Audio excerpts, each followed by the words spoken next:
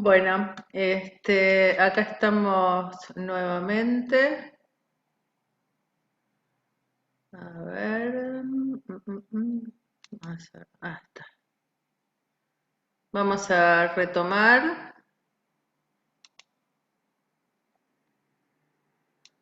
Esto lo dejamos por acá.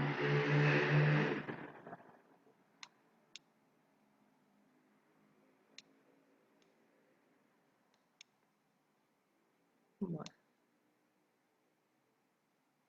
seguimos.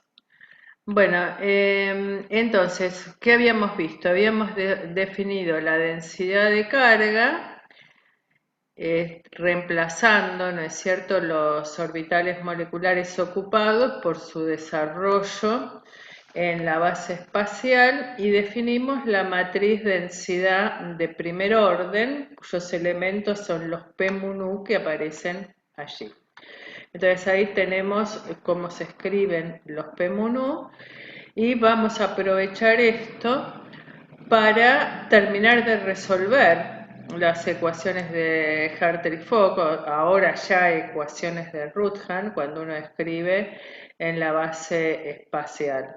O sea, todavía nos falta, ¿qué cosa? Nos falta encontrar cuáles son estos coeficientes del desarrollo, ¿sí? Entonces, utilizamos el desarrollo en la base espacial, que ya lo tenemos escrito para estos orbitales doblemente ocupados, orbitales moleculares doblemente ocupados, y decimos, bueno, a partir de esto nosotros llegamos a que, por ejemplo, los F mu nu, ¿quiénes son? Tenemos que pensar entonces que estamos volviendo acá.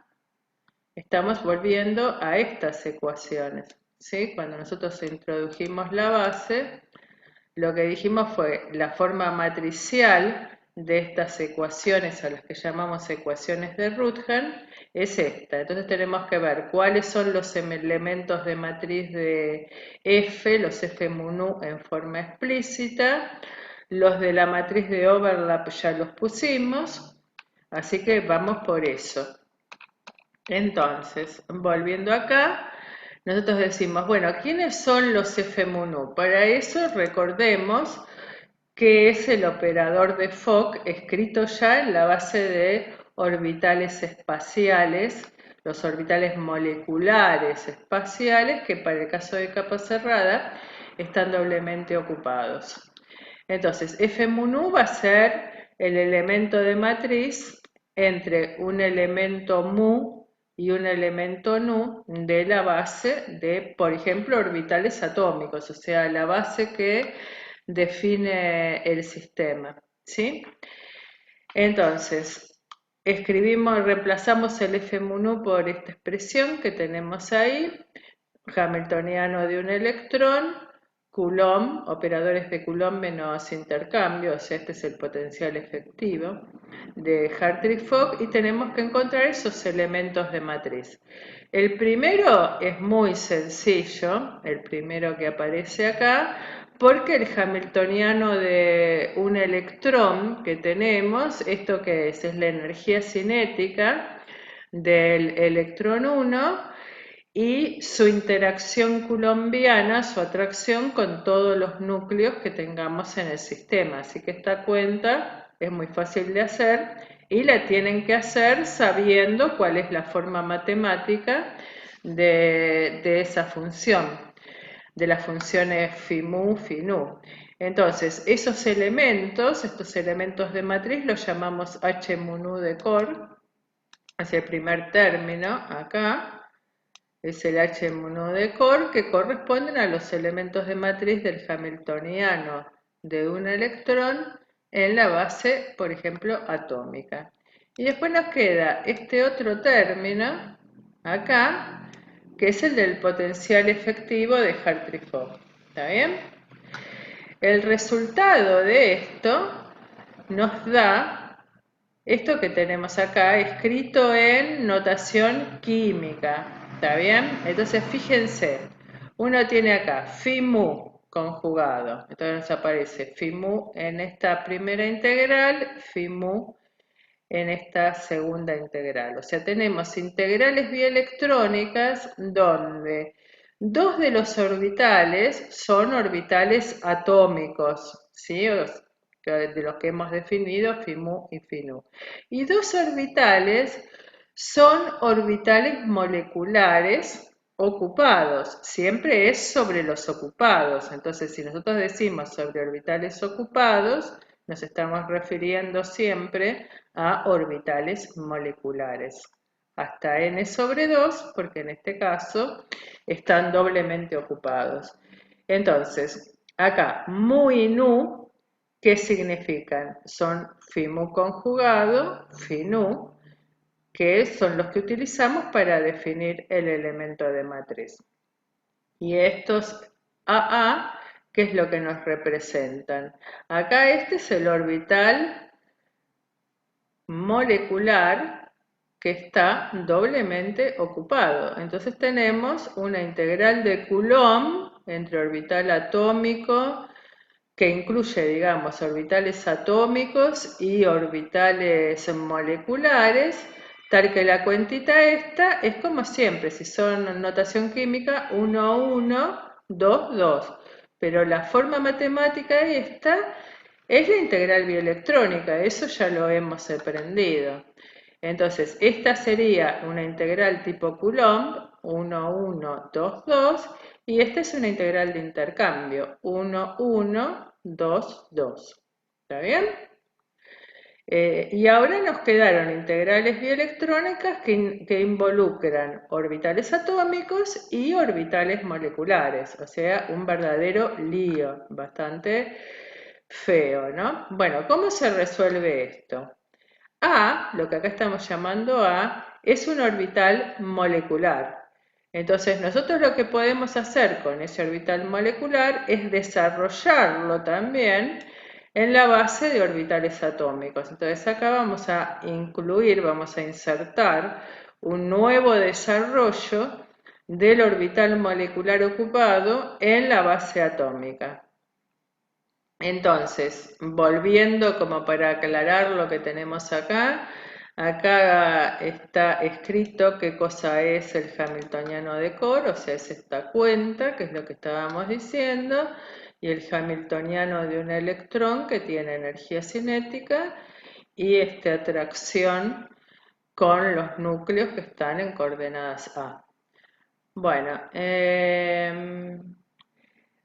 miremos bien el desglose de esto, que es lo que tenemos acá. Esto lo podemos escribir también como la suma de dos contribuciones, una de la energía cinética y el otro de la atracción coulombiana con los núcleos, que es lo que nosotros vamos a encontrar en la bibliografía, que se puede escribir como la suma de dos matrices, o sea, en general se hace como suma de dos matrices y fíjense que estos elementos, tanto los de energía cinética como los de atracción con los núcleos, se pueden calcular ni bien uno conoce los datos del problema. ¿Por qué? Porque se calculan, fíjense, como la integral en todo el espacio de FIMU conjugado FINU, o sea, va tomando dos elementos cualquiera de la base, incluso va a aparecer el mumu también, y se calcula este elemento de matriz. Entonces, esto prácticamente lo pueden calcular de entrada, al igual que calculan de entrada los elementos de matriz de la matriz de overlap, ¿sí? O sea, una vez que uno definió cuál es la base atómica que va a utilizar, puede calcular todos los elementos de matriz de energía cinética y todos los elementos de matriz de atracción coulombiana en la base atómica. O sea que prácticamente el H mu nu que nos aparece acá, este es un dato del problema, prácticamente, ¿no? O sea, una vez que uno eligió la base, ya los puede calcular. El problema lo tenemos por acá, donde nos aparecen integrales bioelectrónicas con dos funciones en la base atómica para el electrón 1 y dos funciones en la base molecular para el electrón 2. Y acá tenemos una atómica para el electrón 1, otra atómica para el electrón 2, una molecular para el electrón 1, otra molecular para el electrón 2. ¿Sí? O sea que ya vemos que ahí se viene la complicación. Entonces, este F-MUNU, este elemento de matriz, lo escribimos como la suma de ese elemento de core, que prácticamente uno lo calcula, de hecho lo calcula de entrada, o sea, uno lo primero que hace cuando implementa uno de estos cálculos es empezar a calcular todo lo que, conociendo la base, las coordenadas, lo puede hacer. Así que estos elementos de matriz del H-MUNU uno los puede calcular de entrada. Y después lo que dijimos acá es que cada uno de estos orbitales moleculares doblemente ocupados lo vamos a desarrollar en la base atómica, que es la base de los FIMU. Entonces nosotros nos aparece en el elemento de Fock, cuando lo queremos calcular en base atómica, el desarrollo de los orbitales moleculares, por ejemplo, este orbital molecular A ocupado en la base atómica. Entonces vamos a tener un desarrollo en orbitales que corren en orbitales atómicos que corren sobre un índice lambda y orbitales atómicos que corren sobre un índice sigma desde 1 hasta acá. Y nosotros tenemos entonces nuevamente integral de Coulomb escrita en base en notación química 1, 1, 2, 2 menos la integral de intercambio. ¿Sí? Entonces fíjense, ahora nos quedó el elemento de core en la base atómica, pero estas integrales ahora que nos quedaron acá, por ejemplo esta, ¿sí? Perdón, o esta otra, cualquiera de las dos, son integrales bielectrónicas que también la podemos calcular de entrada, porque ahora están escritas solamente en base atómica. La base atómica es dato del problema. Entonces, ¿qué podemos hacer? O sea, de entrada, una vez que sabemos cuál es la base, podemos calcular todos los elementos de matriz del hamiltoniano de Core, podemos calcular todos los elementos de matriz de la matriz de solapamiento y podemos calcular todas las integrales bielectrónicas escritas en base atómica, porque la base atómica la elegimos nosotros, ¿sí? Entonces, todo eso, lo que está ahí adentro de este corchete enorme, lo podemos calcular de entrada. Lo que no conocemos es lo que involucra el desarrollo a los coeficientes que corresponden al desarrollo del orbital molecular en la base atómica. O sea, no conocemos los elementos de matriz de P. Bueno, entonces esto uno lo escribe en forma más compacta como el elemento de core, ¿sí? El hamiltoniano de core en la base atómica, y una cantidad, unos elementos de matriz a la que llamamos G, que es la que contiene la contribución de Coulomb y la contribución de intercambio. Y bueno, y las integrales bielectrónicas que les decía que las pueden calcular de entrada, cualquiera de ellas, todas, en realidad calculan todas, son un montón, ¿está bien? Porque como cada uno de los índices llega hasta el número K, esto es del orden de K a la cuarta. Si uno tiene en cuenta cuáles son iguales, les da un K a la cuarta sobre 8, ¿sí?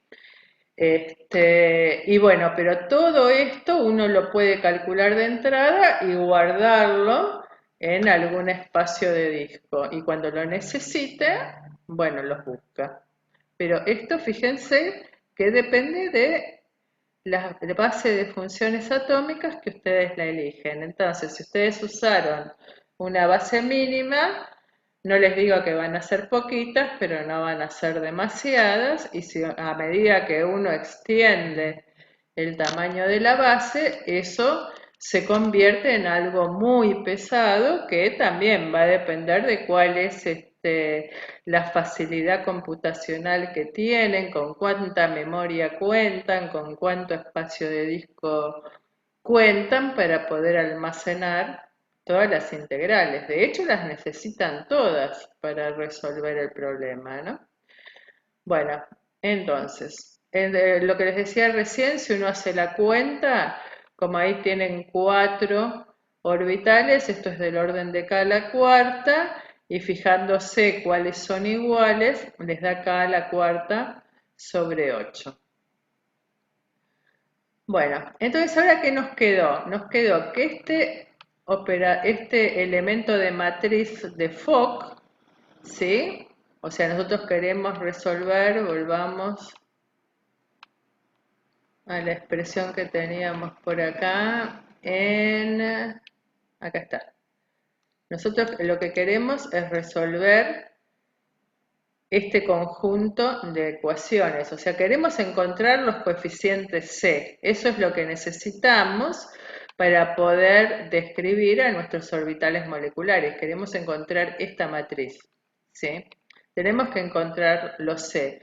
Pero ahora hemos visto, al ir desarrollando, que estos elementos de matriz de F, fíjense lo que vimos recién, esos elementos de matriz de F dependen justamente de los coeficientes que estoy buscando, o sea, dependen de las soluciones, ya sea que uno se conforme con el primer renglón o que uno trabaje con la matriz densidad de primer orden. Esta matriz densidad de primer orden es 2 veces la suma sobre A de C lambda A, C sigma A conjugada, ¿sí? Entonces tenemos que, ya sea que lo escribamos en función de los elementos de la matriz densidad o lo escribamos directamente en función de los coeficientes, tenemos un operador que depende de sus soluciones, o sea, depende de las soluciones C que estamos buscando. Entonces la forma correcta de escribir las ecuaciones de Rutherford es esta que tenemos acá. ¿Sí? Es esta que tenemos acá, donde tenemos el operador de Fock dependiendo, los elementos de matriz del operador de Fock dependiendo de los coeficientes que son solución de estas ecuaciones. O sea, cuando nosotros encontremos la solución, lo que vamos a tener son los coeficientes del desarrollo de orbitales moleculares en base atómica y vamos a tener también las energías orbitales, que son los autovalores de la ecuación, ¿sí? Entonces, ¿cómo se resuelve esto? Bueno, ustedes saben cómo se resuelve. Esto se resuelve en forma iterativa, ¿sí? Entonces, ¿cómo se hace la cuenta? Lo que hay que hacer es tratar de trabajar acá. Una de las cosas que nos está molestando es la matriz de overlap, o sea, los elementos de esta matriz. Entonces lo que se puede hacer es tratar de ortogonalizar esa matriz para llevarla a una matriz unidad directamente. ¿Está bien? Entonces para eso uno lo que hace es plantear que, dado que es una matriz que ya vimos que es hermítica, que es definida positiva, entonces nosotros lo que podemos hacer, dado que es una matriz no singular, la podemos diagonalizar y llevarla a una matriz unidad. ¿Cómo hacemos eso? Primero tenemos que buscar una matriz unitaria, ¿sí?, que nos sirva para diagonalizarla. Entonces, en la diagonal vamos a tener los autovalores de la matriz S. Y después podemos hacer una transformación X que la lleve a una matriz unidad, una vez que ya la hemos diagonalizado. Todo esto es un problema, digamos, de cálculo numérico, esto y esto, que uno lo ha aprendido ya en otros cursos, o sea, eso no lo vamos a hacer a mano. En la guía creo que hay un ejercicio con poquitas funciones donde vamos haciendo todos los pasos del procedimiento autoconsistente, pero siempre esto está ya implementado en algún programa de cálculo y una vez que uno le pone como dato la base de funciones atómicas, ya el programa tiene implementado, pues fíjense que esto es algo que uno lo puede implementar con lo que ustedes saben o están aprendiendo, los que todavía están cursando cálculo. Con cálculo numérico estas cosas salen, además en muchos cursos ya han visto el tema de las matrices unitarias para diagonalizar, ¿no? Entonces ahora sí, vamos a ir al procedimiento autoconsistente, que es Self-Consistent Hartree-Fock. Uno lo conoce como procedimiento SCF, ¿sí? Que es lo que nos va a llevar que nos sirve para obtener la solución de estas ecuaciones. Acuérdense, nosotros queremos la matriz de coeficientes C, ese es nuestro objetivo. Entonces, ¿cómo es el procedimiento que tenemos que hacer? Primero pensemos cuáles son los datos del problema. Los datos son las coordenadas de los núcleos, ¿sí? Las coordenadas de cada uno de los átomos, cada una de las especies que tenemos en el sistema. ¿Cuáles son las cargas de cada uno de ellos? Eso, ¿qué significa cuando uno pone las cargas? Lo que está diciendo es qué átomos son: oxígeno, hidrógeno, carbono, flúor. A partir de conocer las cargas y saber cuántos átomos tengo de cada especie, nosotros sabemos cuál es el número total de electrones que tenemos y también necesitamos conocer la base de funciones espaciales que vamos a utilizar para resolver las ecuaciones de Hartree-Fock. O sea, todo el punto 1 son datos del problema, ¿sí? Bueno, entonces una vez que uno conoce todos los datos, puede calcular los elementos de matriz de overlap en la base atómica, los elementos de matriz del hamiltoniano de Core en la base atómica y puede calcular todas las integrales bielectrónicas que se pueden armar con esa base atómica. Y todo eso uno lo tiene guardado, ¿sí? En espacios de disco, ¿sí? Están todas las matrices, todos los elementos de matriz en base atómica guardadas. Entonces, ¿qué tenemos que hacer? Por un lado tenemos que diagonalizar S.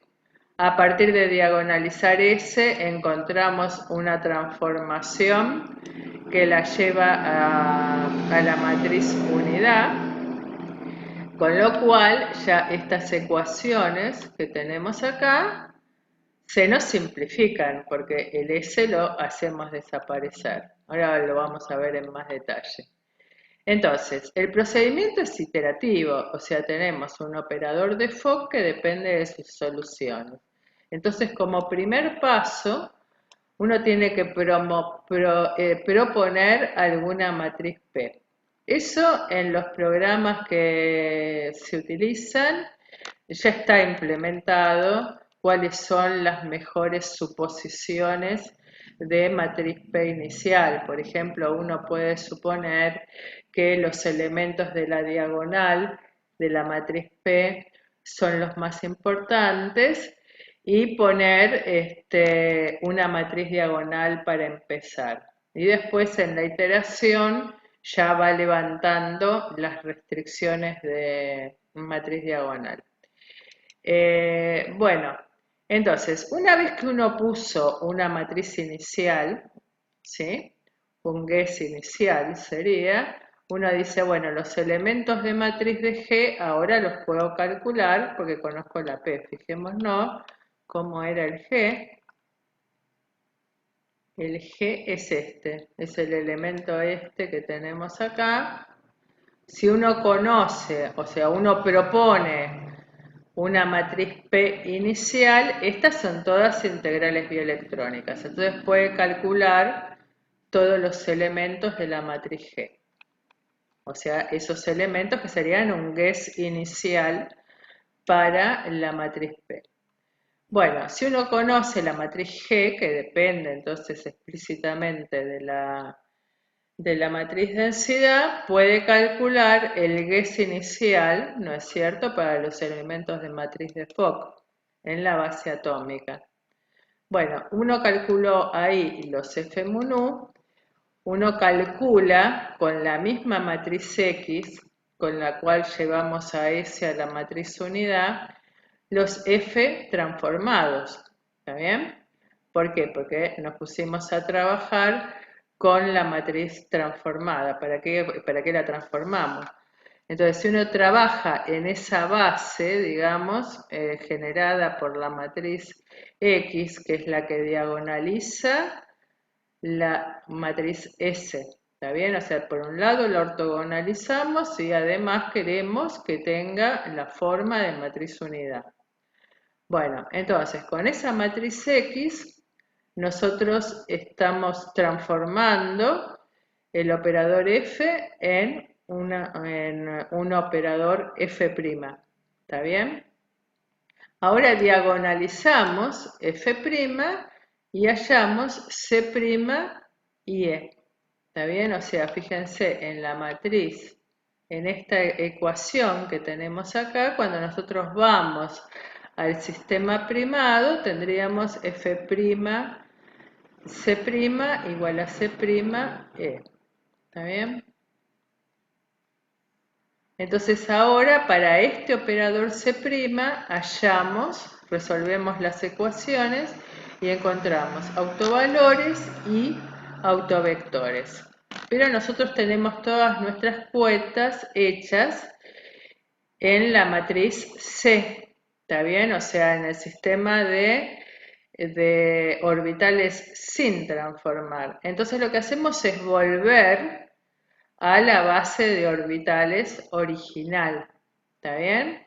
Entonces con la misma transformación X calculamos C, que sería lo que corresponde a la base original. Entonces con estos C, que surgieron en realidad de resolver las ecuaciones de Fock en el sistema primado, en ese primer paso, nosotros si conocemos C podemos calcular una nueva matriz densidad P, ¿está bien? Una nueva matriz densidad de primer orden. Con este valor, que digamos la primera vez que hago la iteración, lo que hago con ese valor de P es volver al punto 4 y volver a hacer todo el procedimiento y así siguiendo hasta que uno verifica que su procedimiento fue convergente. Para eso se usa, digamos, alguna cota que uno ponga. Uno puede decir, bueno, yo lo que quiero es que entre dos procedimientos iterativos consecutivos, entre dos pasos de iteración, yo lo que quiero es que los elementos de matriz difieran en menos, por ejemplo, de 10 a la menos 8, ¿sí?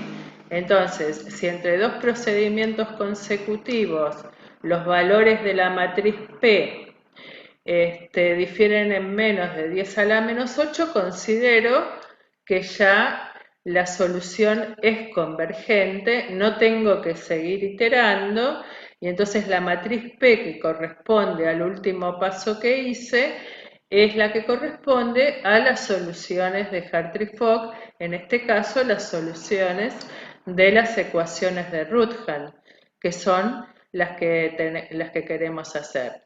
Entonces uno en realidad el procedimiento lo hace sobre la matriz P. Después cuando veamos alguna salida de programa, lo que vamos a ver es que en realidad uno lo que le pone una cota es en la energía que calcula, que después la vamos a poner nuevamente, porque eso, digamos, nos da a nosotros una idea, digamos, más clara de qué es lo que estamos haciendo, pero internamente el programa lo que hace es iterar sobre los elementos de la matriz densidad de primer orden.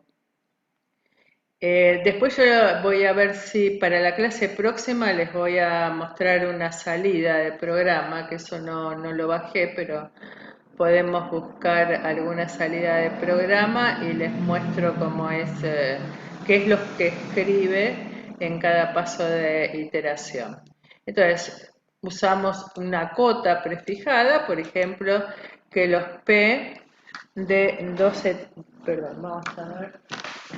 Voy a conectar la máquina.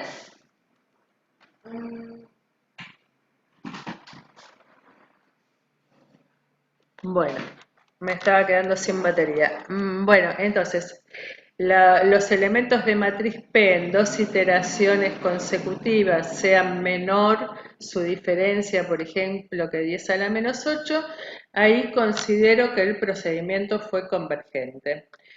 Si no es convergente, bueno, uno vuelve al punto 5 y repite el procedimiento todas las veces que sea necesario hasta alcanzar la calidad de convergencia prefijada por esa cota que ustedes tienen.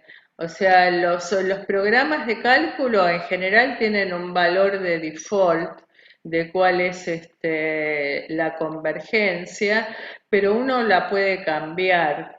O sea, siempre tiene la opción el usuario de pedir que la convergencia sea mucho más fina, porque le interesa, digamos, tener un cálculo mucho más fino, o bien si se trata de un sistema muy grande que ocupa mucha memoria y uno lo que quiere es resolver eso, lo que solemos hacer, eso pasa, por ejemplo, en sistemas que son tipo clusters, ¿sí? Que no son de las moléculas que conocemos de buscar, no sé, en una tabla o en un artículo, sino que son aglomerados tipo clúster, y entonces por ahí nosotros tenemos del orden de 50 átomos, 60 átomos. Entonces en esos casos uno lo que hace es no exigir que la convergencia sea tan fina, sino buscar una cota un poco más amigable para que el sistema converja, y eso se puede informar entre los datos del input del programa cuál es el valor de convergencia. Si uno no dice nada, entonces se usa el default, ¿sí? Bueno, entonces una vez que se alcanzó la convergencia, entonces uno ya tiene los valores de los coeficientes, de los elementos de matriz de P y de los elementos de matriz de F definitivos, todos para el sistema de orbitales moleculares doblemente ocupados que nosotros queremos.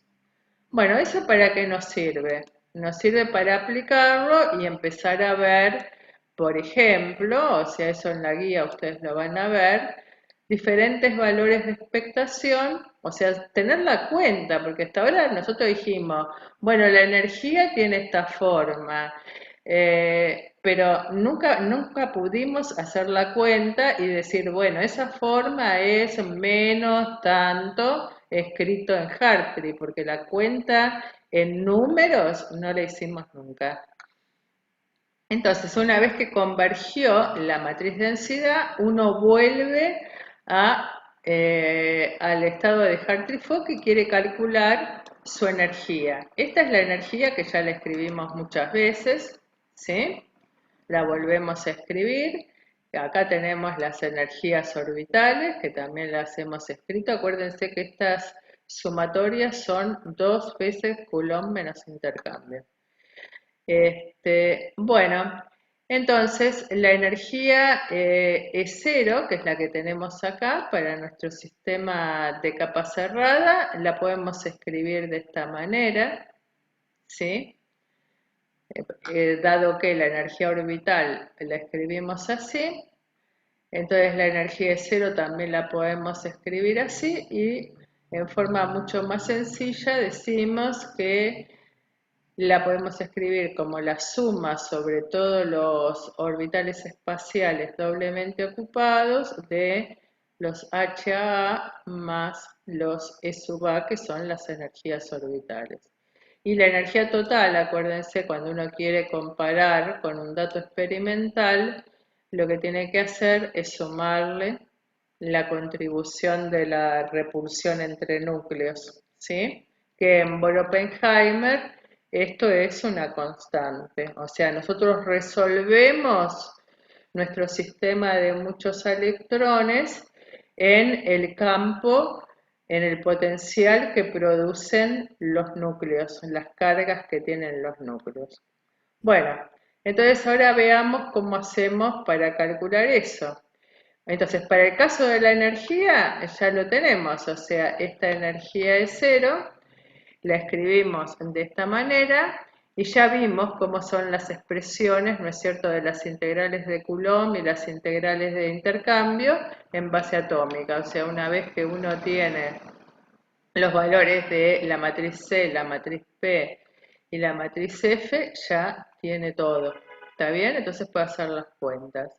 Veamos cómo se calcula el valor de expectación de un operador cualquiera en esa base. Por ejemplo, si es un operador de un electrón, uno sabe que lo escribe como suma de operadores de un electrón. Por ejemplo, para el caso justamente de la energía, ese operador de un electrón es la suma de los hamiltonianos de Corr para nuestro sistema de n electrones, y esto nos da suma sobre A hasta n sobre 2 porque están doblemente ocupados de los elementos de matriz del hamiltoniano de un electrón en los orbitales moleculares ocupados, y con el desarrollo esto es suma sobre mu y nu de los elementos p mu nu por esta integral. Esta es una integral que ustedes podían calcular de entrada, la integral del operador de un electrón hamiltoniano de un electrón, porque esto es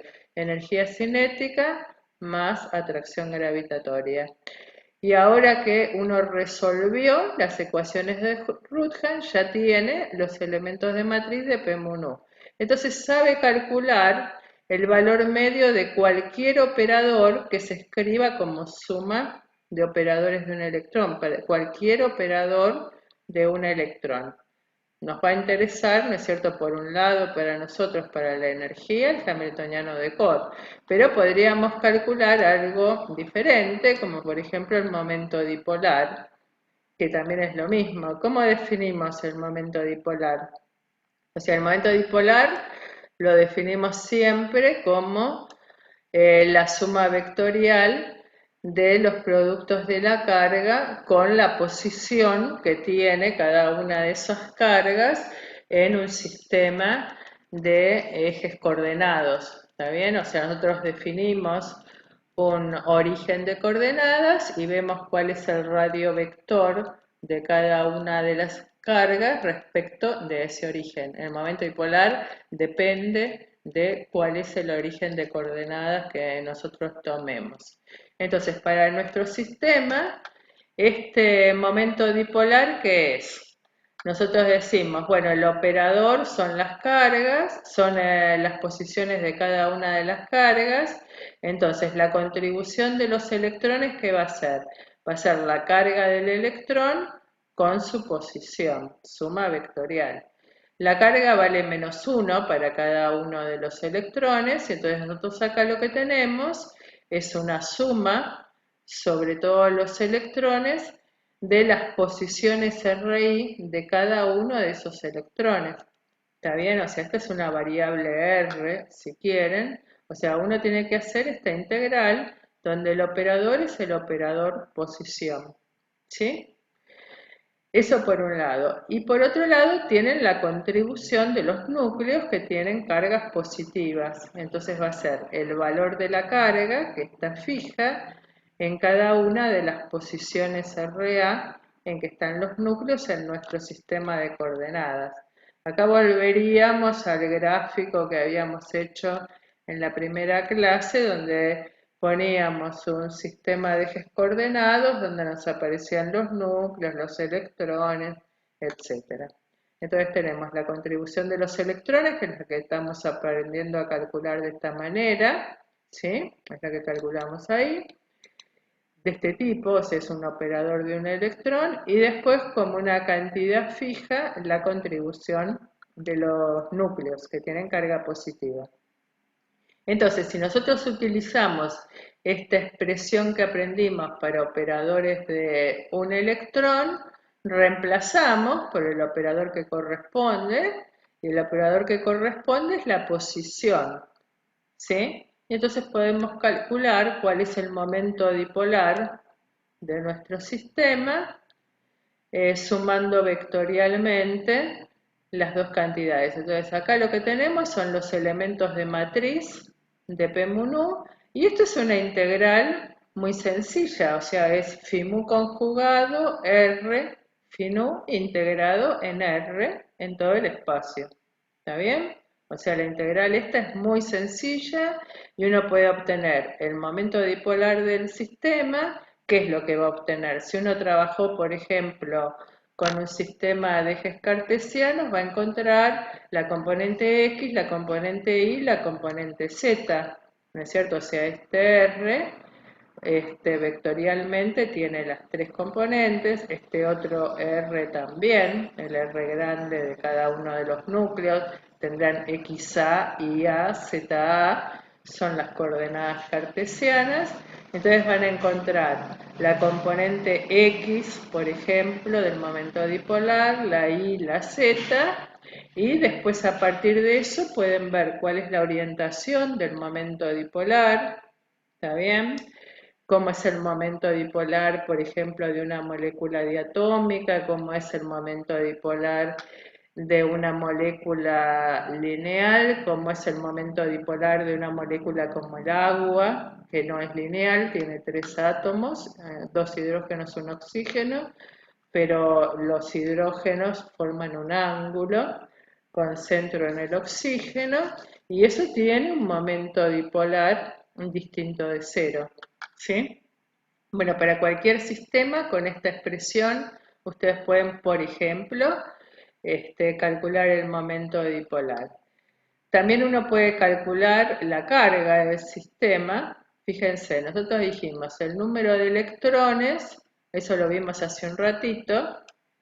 El número total de electrones es esta cantidad, ¿no es cierto? Para nuestros orbitales moleculares doblemente ocupados. Bueno, ahora estos orbitales moleculares yo los escribo en función de los resultados de mi procedimiento autoconsistente. Si ustedes buscan las expresiones anteriores, lo que van a encontrar es que esta cuenta les da la suma sobre la base atómica, la suma doble sobre la base atómica, estas van hasta acá, las dos sumas de los elementos de matriz de P mu nu por S nu mu. ¿Está bien? Fíjense que acá no es un producto de P por S, o sea, tienen que mirar con mucho cuidado cómo está escrito esto, ¿eh? Y entonces, cuando uno hace la cuenta, esto es PS, elemento mu mu de ese producto. O lo que es lo mismo es la traza de P por S, ¿sí? Eso les da la carga total. Y entonces cada uno de estos elementos, fíjense, cada elemento mu mu que nos aparece ahí, cada elemento de la traza nos dice cuál sería la fracción de electrones o qué cantidad de electrones corresponde al orbital atómico mu.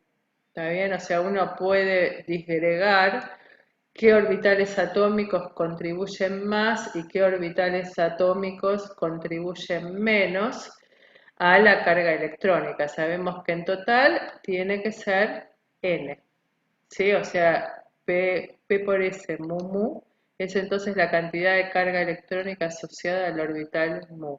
Eso es lo que se llama el análisis de Millikan para el sistema de muchos electrones. Y entonces uno puede definir una carga, por ejemplo, asociada al átomo A, lo que sería la carga neta del átomo A, se define de esta manera. Esta QA es la carga que tiene el núcleo, que es su número atómico, coincide con su número atómico, menos la suma sobre todos los orbitales atómicos asociados al átomo A. ¿Eso qué quiere decir? Todos los orbitales atómicos que tengan centro en el núcleo A. Por ejemplo, si uno usó gaussianas de estos elementos de matriz. El signo menos es porque los electrones tienen carga negativa, los protones o el núcleo tienen carga positiva. Y esto les da una carga neta asociada a cada átomo, ¿sí? Bueno, el análisis poblacional que uno hace acá, este es el de Millikan, que es uno de los más conocidos, pero uno puede hacer análisis diferentes, porque siempre, esto fíjense de dónde viene, viene de hacer la traza de P por S, ¿está bien? Bueno, la traza de AB es lo mismo que la traza de BA, entonces eso significa que uno esto lo podría modificar, y entonces dice, bueno, entonces yo lo que puedo hacer, ya que conozco la matriz S, es generar, o sea, uno dice traza de P por S, entonces si vale el hecho de que la traza de A por B es lo mismo que la traza de B por A, como hemos aprendido en diferentes cursos, entonces vale esto. O sea, uno lo que podría decir es, bueno, en lugar de usar P por S, como tengo acá, en esta expresión, por ejemplo, de la carga, o lo que vimos antes, o cuando nosotros definimos acá, el número total de electrones es igual a la suma sobre la base atómica de los elementos de P por S, yo podría escribir ese mismo producto de P por S de esta manera para un alfa cualquiera. ¿Está bien? O sea, uno toma alfa, uno menos alfa, y entonces tendría definiciones diferentes correspondientes a cuáles son los elementos que sumamos en esta sumatoria.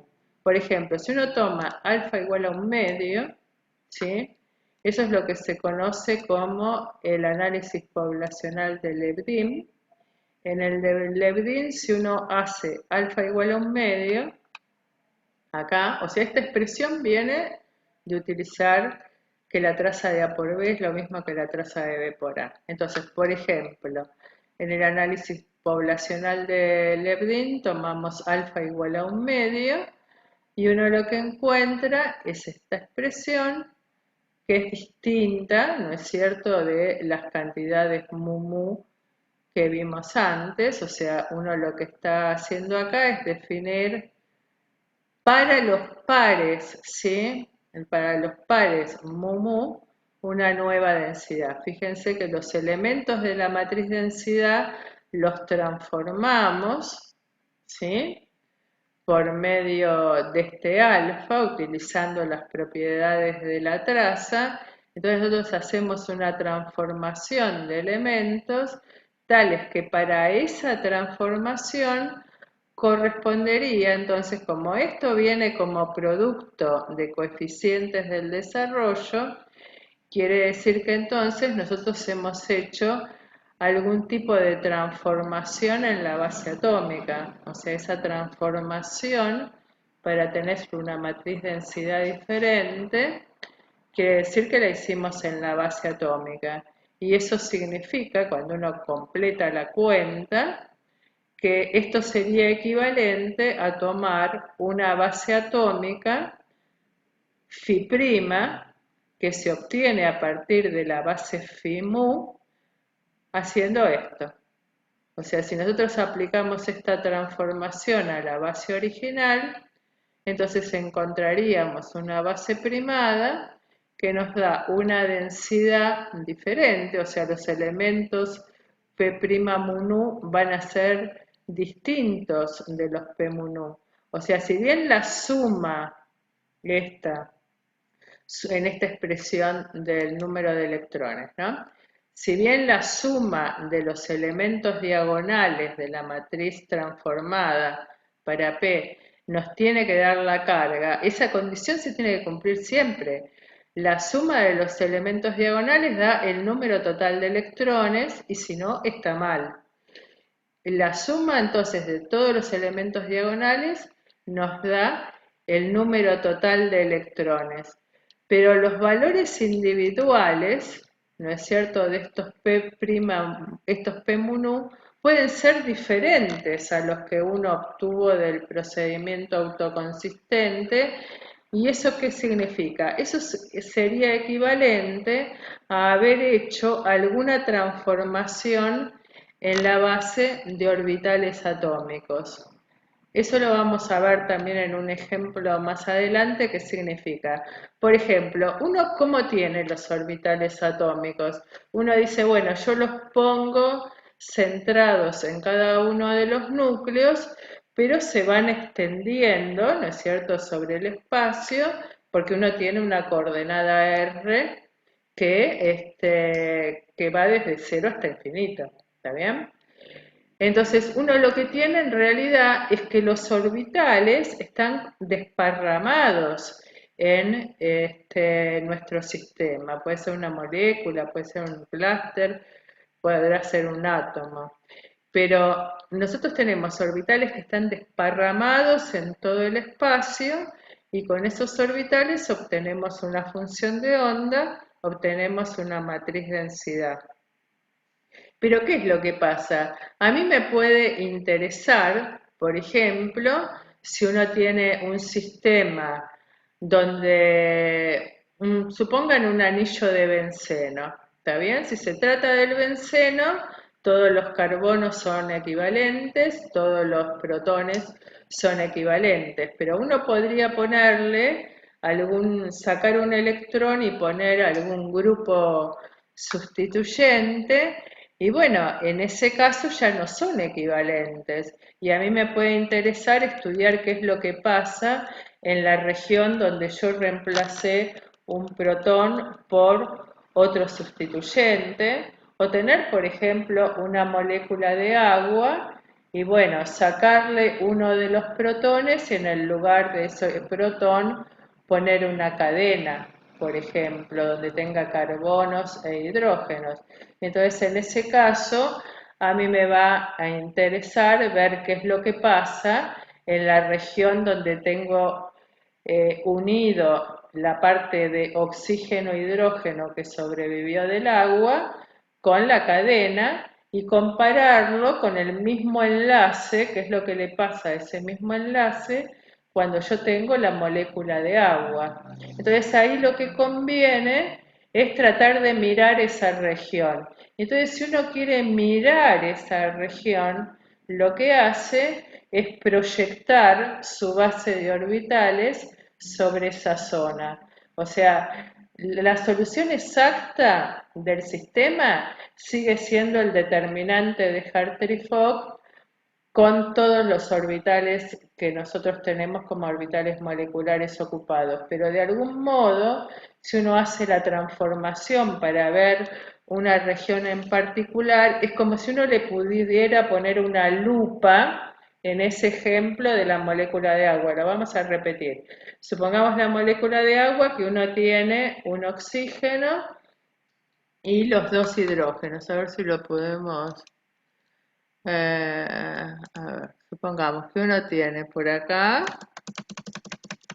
un oxígeno, y por acá, ahí está. Acá tenemos un hidrógeno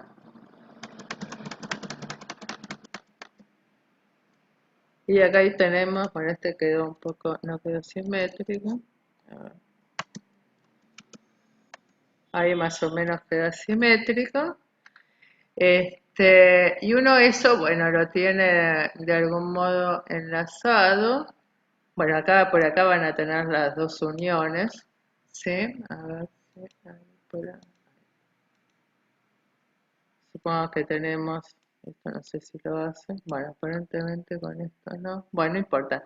Uno se imagina que tiene un enlace oxígeno-hidrógeno, acá tiene un enlace oxígeno-hidrógeno. Entonces yo digo, comparo este sistema con un sistema donde también, acá pongo este contexto, ahí le pongo un oxígeno, por acá tenemos un hidrógeno, y acá al hidrógeno que yo tenía acá, lo reemplazo por un sistema que tiene, por ejemplo, un carbono, y algo más, por ejemplo, 3 hidrógenos. O sea, esto va a ser una estructura donde uno tiene que pensar que estos no están todos en el mismo plano. O sea, uno tiene un carbono como si fuera un vértice y los 3 hidrógenos de manera tal que el carbono sería la cabeza de un trípode, tal que cada pata es un enlace carbono-hidrógeno. Esa sería la idea. Y después vamos a ver si la próxima clase les traigo un esquema bien hecho. Entonces, ¿yo qué es lo que digo? Este enlace, o sea, lo que siente este enlace, su grado de unión, la carga asociada a este hidrógeno, la carga asociada a este oxígeno, no puede ser la misma en este sistema que en la molécula de agua. Y bueno, ¿y eso yo cómo hago para poder observarlo mejor y estudiarlo minuciosamente? Con una transformación, por ejemplo, de este tipo o alguna otra, yo puedo localizar qué es lo que pasa en el enlace oxígeno-hidrógeno y comparar qué es lo que pasa en este caso y qué es lo que pasa en el caso de la molécula de agua. De todos modos, la solución completa para uno u otro, cuando uno quiere calcular todas las propiedades, la solución completa corresponde a la función de onda completa.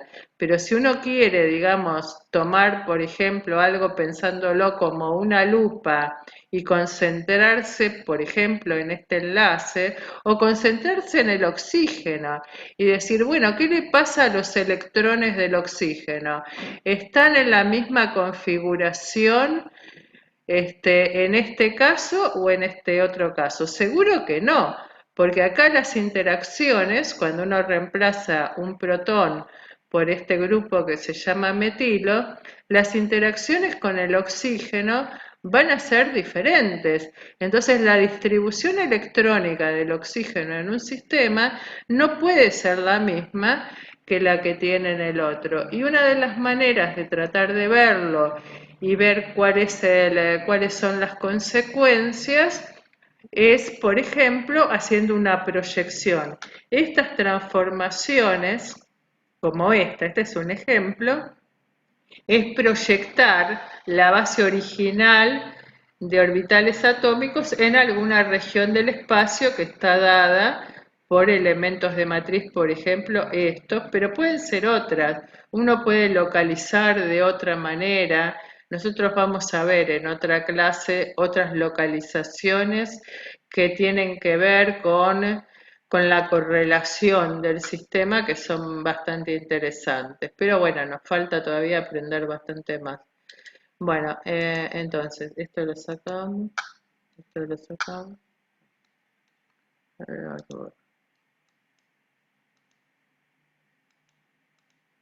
Bien. Y vamos a volver. Bueno, entonces este es el análisis de Lebdin. Y lo otro que quería ver es ver algunos ejemplos.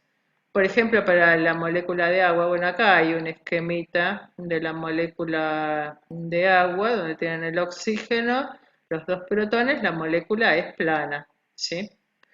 Por ejemplo, esta es una base atómica, que es una base que uno llama doble Z, pero que tiene muchas funciones, o sea, esta doble Z tiene más de 30 funciones para el caso de la molécula de agua. Tiene orbitales de tipo S, P y D. ¿Está bien? Entonces, acá en este gráfico están los orbitales moleculares ocupados para el sistema, o sea, acá está separado, por un lado para el átomo de oxígeno. En el átomo de oxígeno tenemos acá, están escritos, se muestran el orbital 1s, el 2s y los orbitales p. Lo que está entre paréntesis es la simetría de cada orbital, que eso no nos hemos metido con eso, pero es la forma en que se los identifica, ¿no? Bueno, entonces para el oxígeno, y entonces tenemos, por ejemplo, tener dos átomos de hidrógeno, este sería el hidrógeno A, el hidrógeno B, serían estos dos que aparecen allí. Si uno los mira separaditos, uno dice, bueno, yo voy a tener orbitales que son unos orbitales de tipo enlazante, por ejemplo acá, donde uno suma los orbitales atómicos S de los dos, o un orbital de lo que llamamos antienlazante, como es este. En realidad los dos enlaces son idénticos y son combinación de esas dos combinaciones, ¿sí? Entonces uno tiene por acá los enlaces del oxígeno, dados por sus orbitales atómicos, y por acá los que proveen los dos hidrógenos.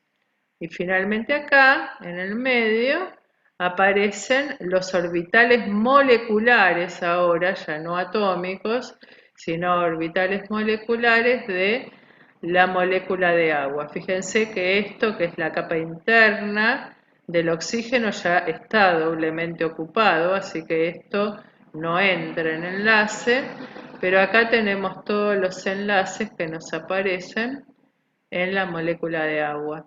¿Está bien? Que son orbitales moleculares. Entonces, cuando se ocupan, se van a ocupar tantos orbitales moleculares, o sea, en este caso nosotros tenemos, fíjense, acá el oxígeno tiene en total 8 electrones, son carbono, 8, sí, 8 electrones. Entonces tiene 2 en la capa interna, 1s, y le quedan 6 en la capa más externa. Y los protones aportan 1 cada uno. Así que en total tienen 8 electrones, y entonces los tienen que repartir entre todos estos orbitales moleculares. Bueno, y acá lo que está hecho es, por ejemplo, cómo va variando la energía, para distintas distancias interatómicas. Esta distancia interatómica es la distancia hidrógeno-oxígeno, cualquiera de las dos, la molécula es simétrica. Entonces, ¿uno qué puede hacer? Uno puede ver cómo varía la energía del sistema. Este valor de acá, el primero, corresponde a la distancia de equilibrio para un ángulo de 110.5, que es el valor optimizado, ¿sí? Para la base esa que tenemos.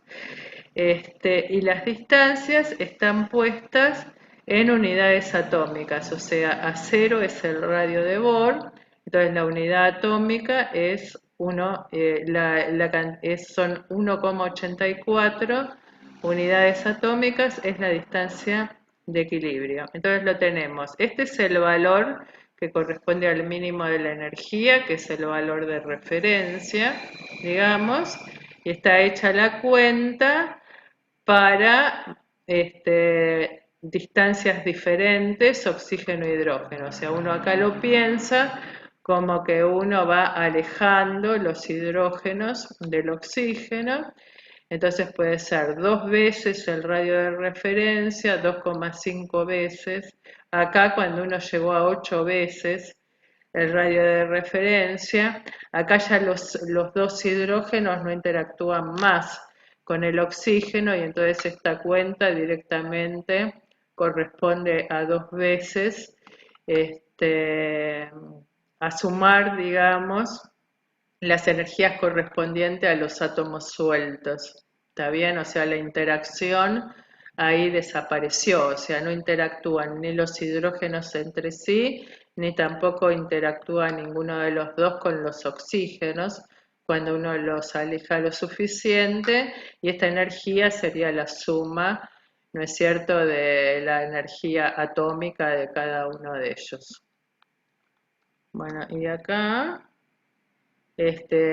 acá está hecho el gráfico. El Hartree-Fock restricto es es el que tiene la línea llena para distintos valores de distancia interatómica. Esto los vamos a ver, tanto la línea punteada como la que da las energías más bajas. La energía más baja, igual les cuento, que aparece por acá, que dice FCI, es el cálculo que tiene la correlación completa y que da prácticamente el resultado exacto, o sea, lo que correspondería a la solución exacta de la ecuación de Schrödinger. Y lo que estamos haciendo nosotros en capa cerrada es la línea llena, que fíjense que tiene un problema. El problema que tiene es que si uno está viniendo por acá y dice, bueno, tengo 3 átomos separados que los voy acercando hasta llegar a la molécula de agua, bueno, acá tengo el mínimo de la energía que coincide con el valor que teníamos arriba, el 1,84, ¿se acuerdan? En unidades atómicas, que eso está muy bien, pero acá estamos teniendo un problema importante. ¿Por qué?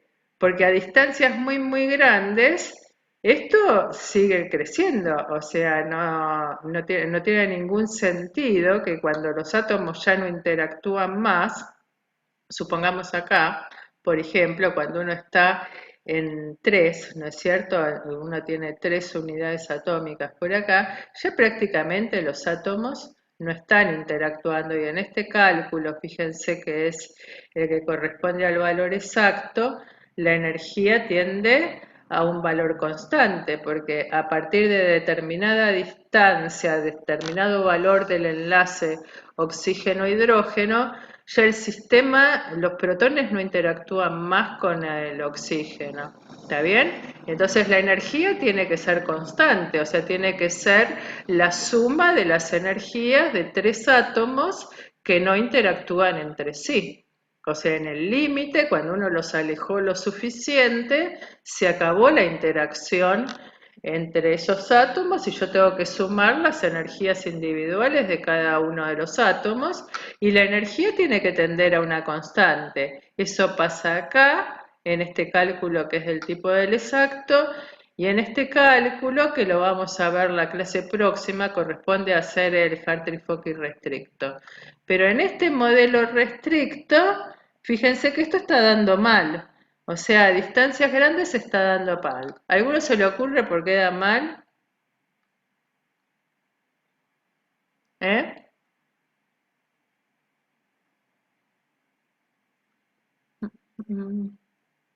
Bueno, esto da mal, ¿por qué? Porque nosotros estamos haciendo Hartree-Fock restricto pensando en orbitales moleculares doblemente ocupados.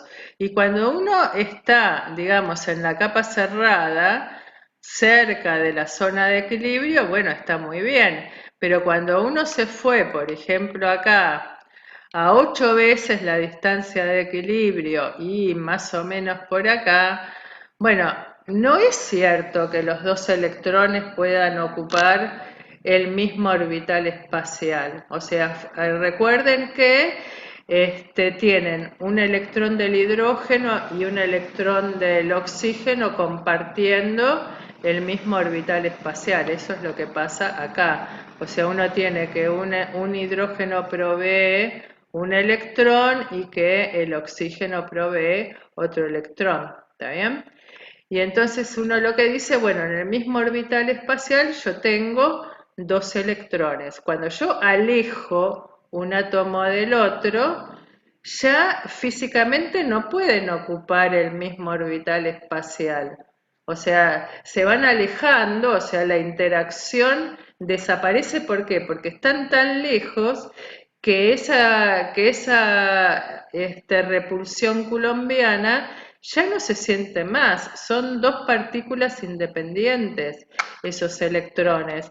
Entonces ya la imagen esa de orbital espacial doblemente ocupado, o sea, eso quiere decir que comparten las mismas coordenadas espaciales, ¿está bien? Si la coordenada espacial es la misma, la probabilidad de encontrar un electrón del oxígeno o del hidrógeno que pertenecen a ese enlace es la misma. O sea, la única diferencia que tienen entre ellos dos en el modelo de Hartree-Fock restricto es el spin, que un electrón es alfa y el otro electrón es beta, y recíprocamente, pero nada más. O sea, la probabilidad de que el electrón sea del hidrógeno o sea del oxígeno es exactamente la misma, porque están en el mismo orbital espacial. O sea, eso me da, cuando yo hago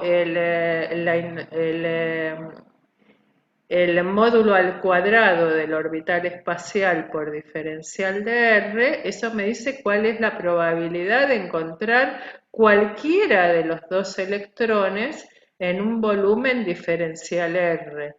¿Está bien? Además de decirme que esa probabilidad es distinta de cero, uno que dice, bueno, eso es válido en esta región cuando yo estoy cerca del equilibrio, ¿está bien? Cerca de la distancia interatómica de equilibrio, pero cuando ya me alejé y me fui, por ejemplo, acá a decir, bueno, 8 veces la distancia de referencia o 2,5, esto de 2,5 veces la distancia de referencia sería por acá, que es donde está el puntito este negro, ¿ven? Eso sería más o menos por ahí, que es donde se empiezan a separar, digamos, el cálculo irrestricto del cálculo restricto. El restricto sigue creciendo y eso es porque matemáticamente estamos obligando a electrones que están infinitamente separados para las dimensiones de la molécula a que ocupen el mismo orbital espacial.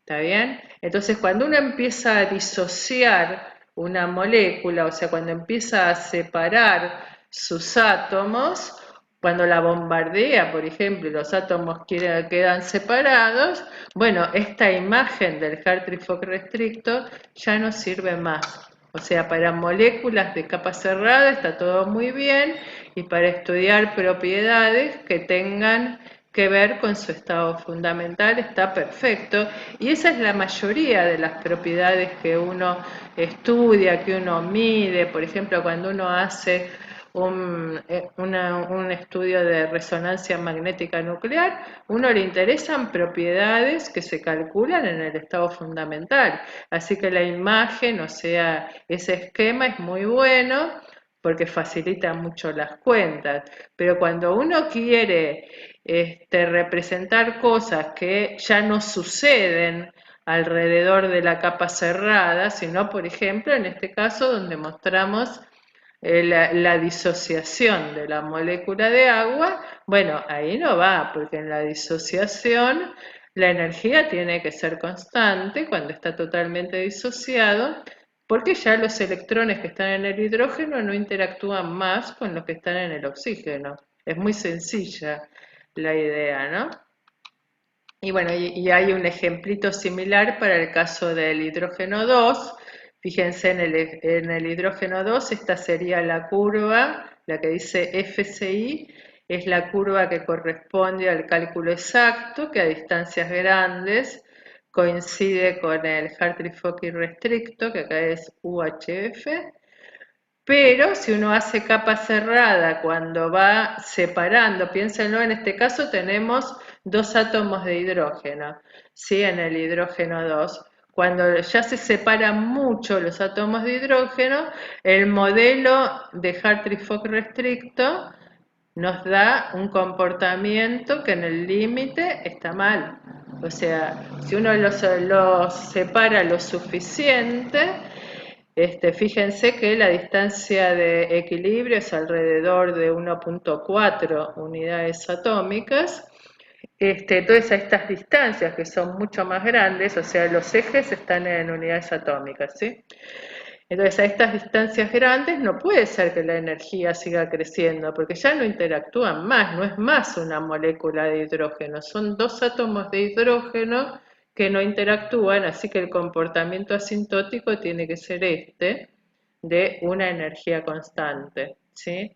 Y acá está por completitud para pensarlo, y eso se los dejo, cómo evoluciona el S cuadrado del sistema, que igual está graficado, por supuesto, ya para el Hartree-Fock irrestricto. O sea, cuando uno separa los dos átomos de hidrógeno y hace Hartree-Fock irrestricto, ya, fíjense, a distancias chicas, yo les decía recién que la distancia interatómica del equilibrio es 1.4, entonces se mantiene singlete hasta 2.1 unidades atómicas y después el S cuadrado, ven el singlete que el S cuadrado les da 0, después empieza a aumentar y es un valor irrestricto, cuando esté completamente alejado está cerca del 1, que corresponde al triplete ya a distancias grandes, o sea, acá tenemos una mezcla, ¿no es cierto? Desde que va de 2 y pico hasta llegar a cerca de 4, 3 y algo tenemos por acá. Entonces ahí está mezclado el spin, o sea, es un spin contaminado. Tenemos un singlete contaminado o un triplete contaminado hasta que se estabiliza cuando los átomos ya no interactúan, se estabiliza en un triplete, ¿sí? Bueno, y con esto, bueno, y acá está la cuentita, hecha la cuenta del Hartree-Fock restricto. Esta es la distancia de equilibrio, que son 1.4 unidades atómicas, y cómo va aumentando, ven, la energía a medida que uno va separando los átomos de hidrógeno. Bueno, y con eso ya terminamos la clase de hoy. Quisiera saber si tienen alguna pregunta. ¿Mm? A ver. ¿Alguna pregunta tienen?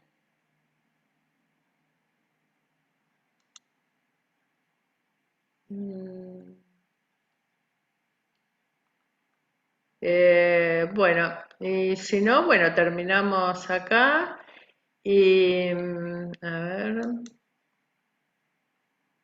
Bueno, perfecto. Bueno, entonces nos veremos el próximo lunes.